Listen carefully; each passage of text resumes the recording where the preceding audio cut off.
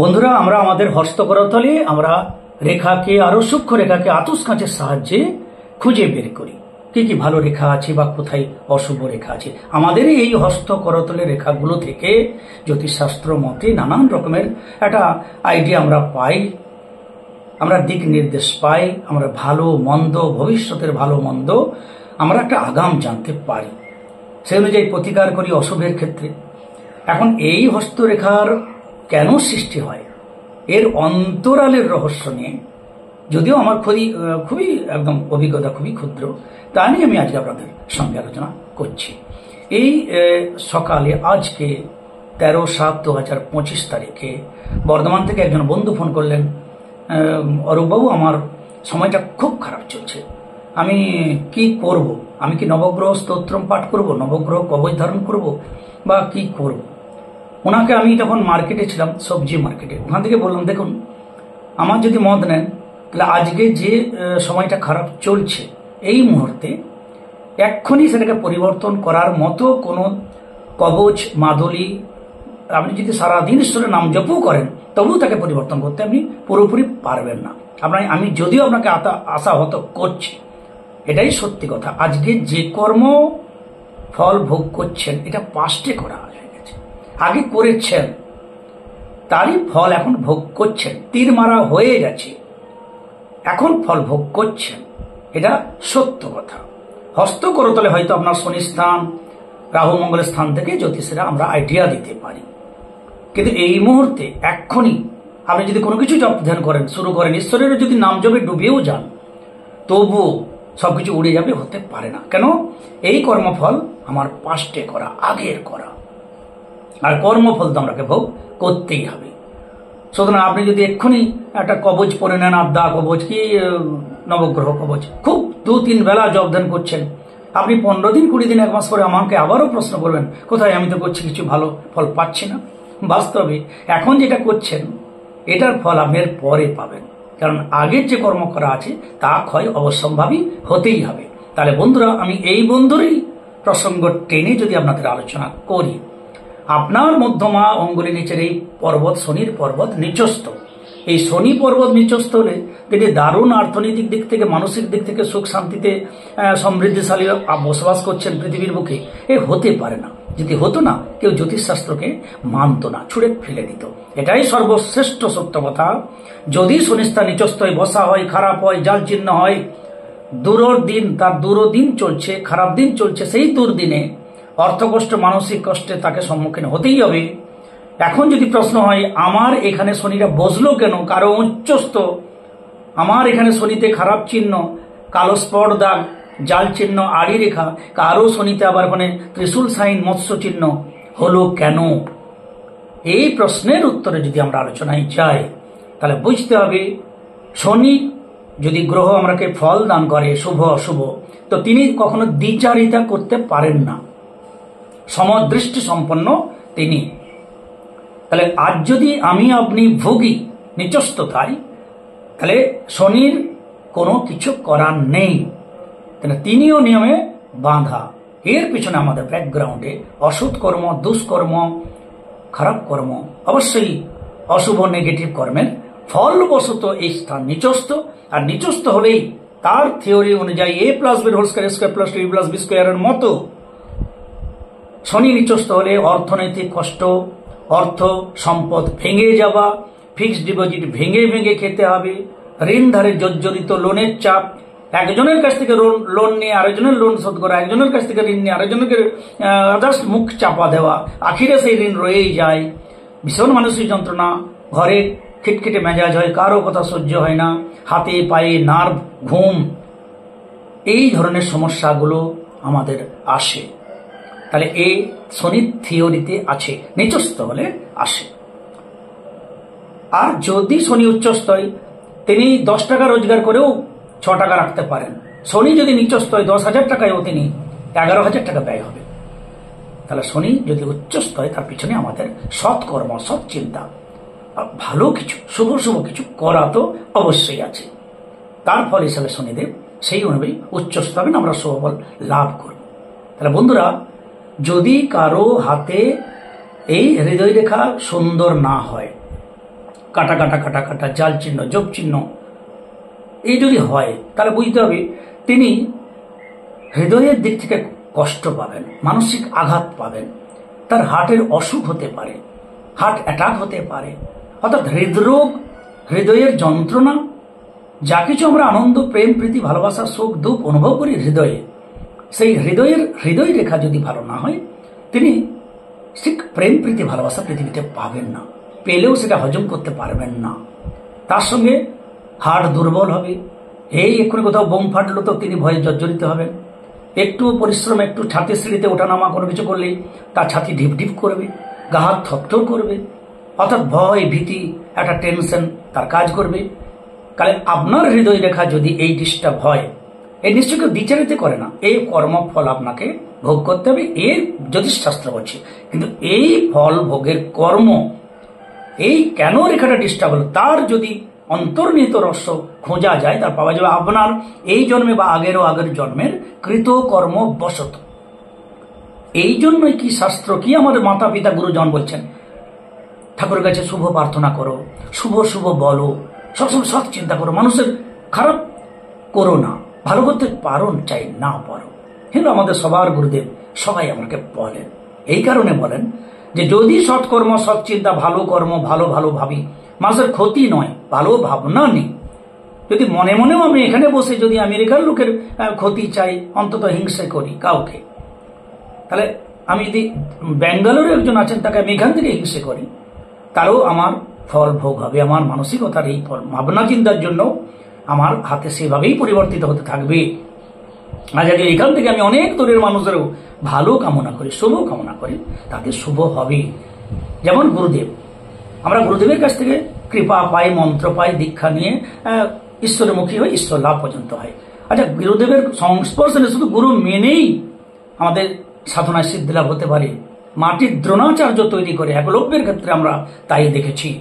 অর্থাৎ কাউকে যদি আমি গুরুরূপে মনে, তার করে শ্রদ্ধা ভক্তি ভর করে তাকেই গুরু মনে করে উপাসনা ধ্যান জবে নিহত হন, তার সঙ্গে আমরা যদি কানেকশন নাও থাকে, তবু এই রেসপেক্ট, এই যে মানা, গুরুর আসনে বসানো, তার অন্তরাত্মা থেকে আপনার অন্তরাত্মাতে একটা ঊর্জা, পজিটিভ এনার্জি ট্রান্সফার হবেই, আপনি এগিয়ে যেতে থাকবেন। শুভ চিন্তা, ইচ্ছা দৃঢ় করা, সৎ মনোবৃত্তি, সৎ কর্ম, সৎ ভাবনা, এইগুলো যদি আমাদের ক্রমশ বাড়াতে থাকি, এই হস্তের রেখা ক্রমশ পরিবর্তিত হতে থাকবে।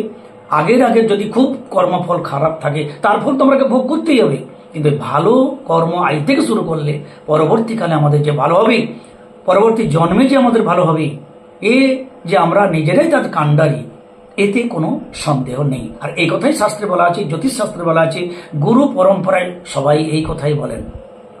সুতরাং আজকে যদি আপনার কারো হাত ভালো হচ্ছে, বৃহস্পতিতে চতুষ্কোণ, ক্রস, কোথাও ত্রিশূল, কোথাও মৎস্য চিহ্ন, কোথাও পতাকা, শঙ্খ, চক্র, গদা, পদ্ম, রথ সাইন, হাতি, ঘোড়া, কিছু যদি সাইন তৈরি হচ্ছে, তাহলে ডেফিনেটলি আপনার ভালো কর্মর ফল বশতই হচ্ছে।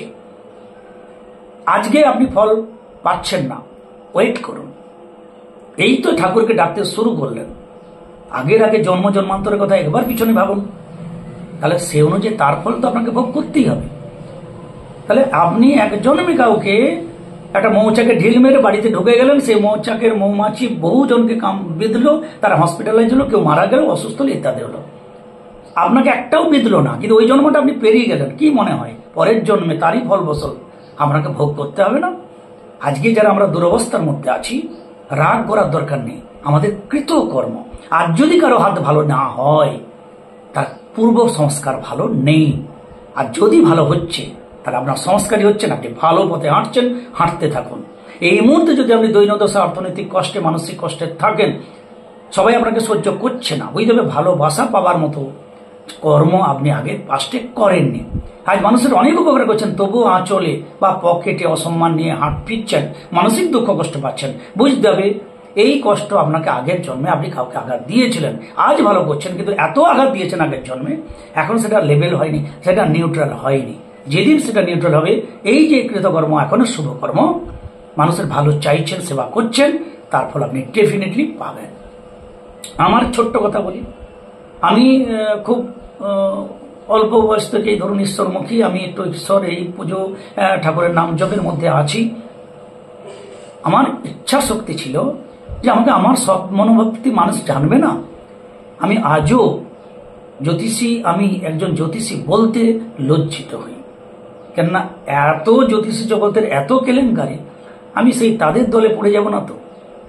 জ্যোতিষী মানে স্টোন কবচ বিক্রি নয়, একটা আইডিয়া তুলে ধরা, 100% সত্য। আপনার হস্তকরতলের ভালো মন্দ আপনাকে তুলে ধরলে বলা হয় যে আপনার ভালো আছে, এই বয়সে খারাপ আছে, এগুলোতে আপনি এভাবে চলুন, সৎকর্ম, সৎ চিন্তা, সদ্ভাবনা, কর্মের উপরে জোর দিন। স্টোন কবচ পরার ইচ্ছা থাকলে তো শনির জন্য নীলা পড়ুন, কিন্তু আমি বলি নীলা 100টা নীলা, 1 বস্তা নীলাও যদি পড়েন, এখন যে শনিটা ডাউন আছে সেটা সঙ্গে সঙ্গে উচ্চস্থ হবে না, কারণ এই শনি নিচস্থর পিছনে ব্যাকগ্রাউন্ডে অন্তরালে আপনার আগের কৃতকর্ম অবশ্যই আছে। তাহলে এক্ষুনি যদি আমি কিছু মন্ত্র জপও করি, তাহলে কি আমি এক্ষুনি আমার সমস্ত গ্রহকে ঠিক করতে পারবো? আরে আপনি তো এই শুরু করলেন। লোকনাথ বাবার কথা ভাবুন, 40 বছর হিমালয় সাধনা করার পর তিনি সিদ্ধি লাভ করেছিলেন। একজন ব্রহ্মচারী, সংসার ত্যাগী, তাকে বাজার থেকে আলু পটল মাছ আনতে হয় না, বউ ছেনার চিন্তা করতে হয় না, তার যদি 40 বছর লাগে, তো আমার আপনার 40 জন্ম লাগবে, তার আশ্চর্যের কি? তাই যদি সৎপথে হাঁটুন, এইভাবে পাবেন যে আমি এতটা করে ডাকলাম, কোথায় আমার তো কিছু হচ্ছে না। ডেফিনেটলি হবে। এত হিসাব না করে হাঁটতে থাকুন। আপনার পাস্টে ভালো নেই, আজ আমি ঠাকুরকে ডাকছি, আমি আমারই কথা বলি, আমি মনে করি যে আগের জন্মে তো আমি দস্য রদনা করছিলাম হয়তো, তাহলে এখনই আমি কি করে ঈশ্বর লাভ করে ফেলবো? তবে হাঁটতে থাকি, মানুষকে সৎ উপদেশ অন্তত দিতে থাকি। আমার ইউটিউব চ্যানেলের একমাত্র উদ্দেশ্য, যারা আমার সঙ্গে বন্ধু হিসাবে জুড়ে আছেন তারা কিছু জানুন এই জ্যোতিষশাস্ত্রের অন্তরালের রহস্য। আমি হোমিওপ্যাথিক ট্রিটমেন্টের মতো আমি আপনাদের ট্রিটমেন্ট করার চেষ্টা করছি, অ্যালোপ্যাথি ট্রিটমেন্ট নয়। দাঁতের ব্যথা, এক্ষুনি একটা প্যারাসিটামল, তার সঙ্গে একটা ম্যাট্রোজিল, একটা অ্যান্টাসিড। দাঁতের ব্যথা হয়েছে, এই দাঁতের ব্যথাটা কি থেকে হয়েছে, পেট থেকে হয়েছে না কোথা থেকে হয়েছে, তার সংশোধন যদি আমরা করি, তাহলে আর কালকে আর দাঁতের ব্যথার ওষুধ খেতে হবে না। সুতরাং আমার বলার তাৎপর্য, আমার আপনার হাতে ভালো যদি চিহ্ন থাকে, তার অন্তরালের রহস্যে আপনার আমার ভালো কর্ম। যদি খারাপ রেখা থাকে, নিচস্থ থাকে হাতের মাউন্ট কোথাও, তার পিছনে কৃতকর্ম খারাপ, তার ফল ভোগ হচ্ছে। জ্যোতিষশাস্ত্র থেকে একটা বোঝা যায়।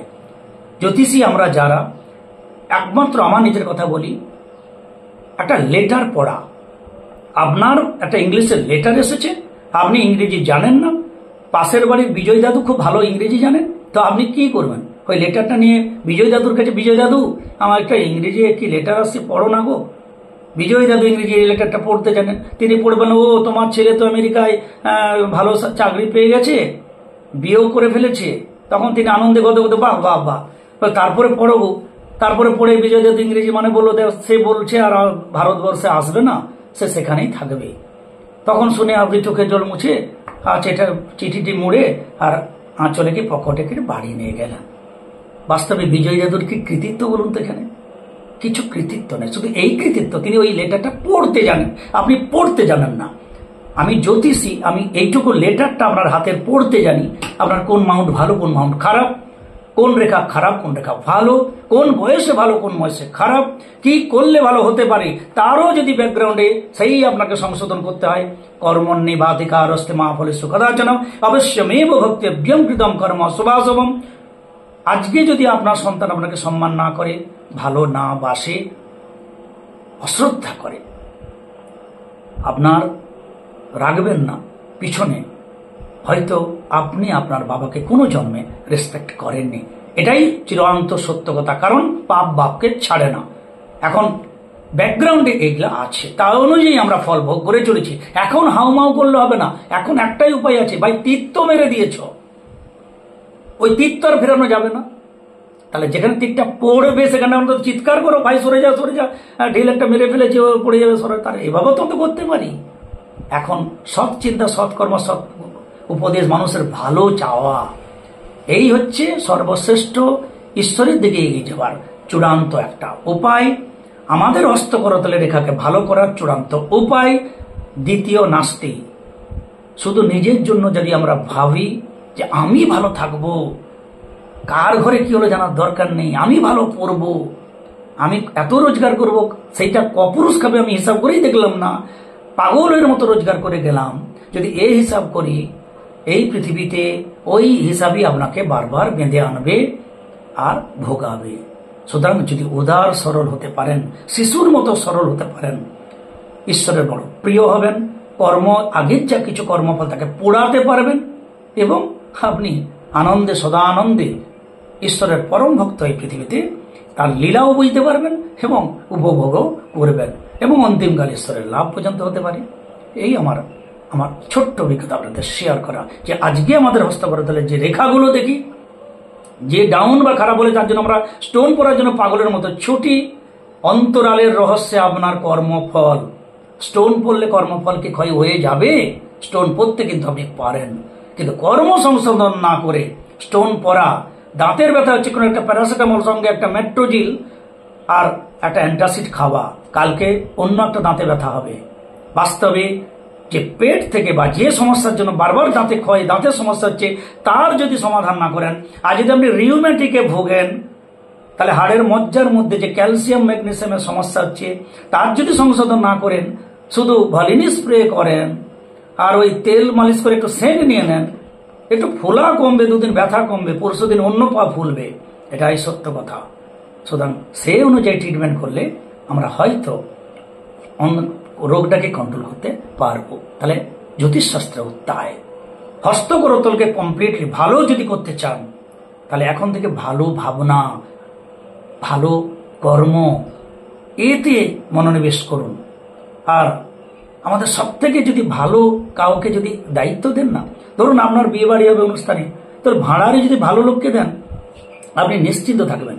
কিন্তু লোভী লোকের পড়ালে যদি ভাড়া দিয়ে দেন, তাহলে মিষ্টি অর্ধেক হতে সে নিজেও খেয়ে দিতে পারে, আপনারও সন্দেহ থাকবে, ওকে তো দিলাম, সালা মিষ্টি না অর্ধেক খেয়ে নেয়। ঈশ্বরের থেকে ভালো ভাড়ারি আর কেউ নেই, তাহাকে দায়িত্ব দিন, আমাদের আখিরে ভালোই হবে। হ্যাঁ কিনা? সবাই ভালো থাকুন, সঙ্গে থাকুন। জয় গুরু, জয় গুরু।